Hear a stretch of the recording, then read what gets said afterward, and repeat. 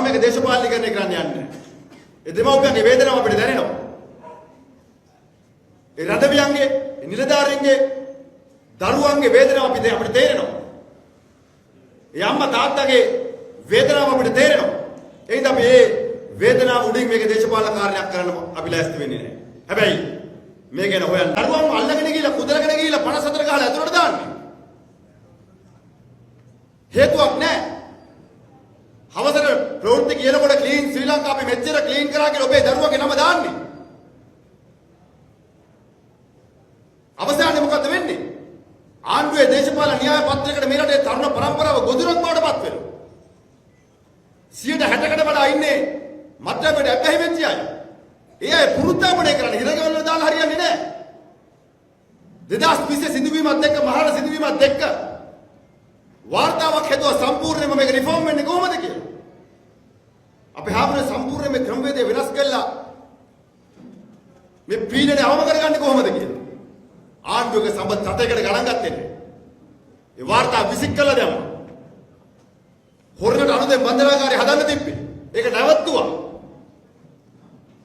හැමදාම මාත්‍යට දාගන්න ඕනේ හින්දා දරුවෝ ටික ගිහිල්ලා අතුරට දානවා. උන් ඇතුළට දානකට වඩා පුරුද්දාපන වැඩ පිළිවෙල ආණ්ඩුව හදන්න ඕනේ. ඒක අහන්න සැලැස්ම හදලා තිබ්බේ. ක්‍රියාත්මක වෙන්න පටන් ගත්ත විතරයි ආණ්ඩුව වෙනස් වුනේ. අද 11000 දාන්න පුළුවන් දේ 45000 දාගෙන වහලා අඩු ගානේ නිලධාරීන්ට අඩු ගානේ ඒකට අවශ්‍ය නිලධාරී ටික දෙන්න. නෑ. 3000 රඳවියෝ ඉන්න තැනට 180කට බලා ගන්න කියනවා.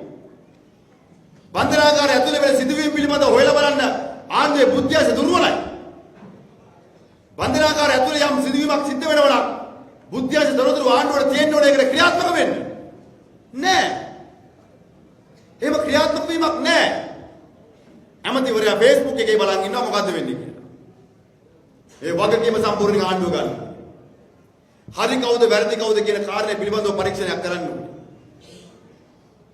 තාම ඒ අහිමි වෙච්ච ජීවිත 30කට ආසන්න ප්‍රමාණයක ජීවිත අහිමි වුණා. ඒ මරණේ උණුසුම තාම ගිහිල්ලත් නැහැ.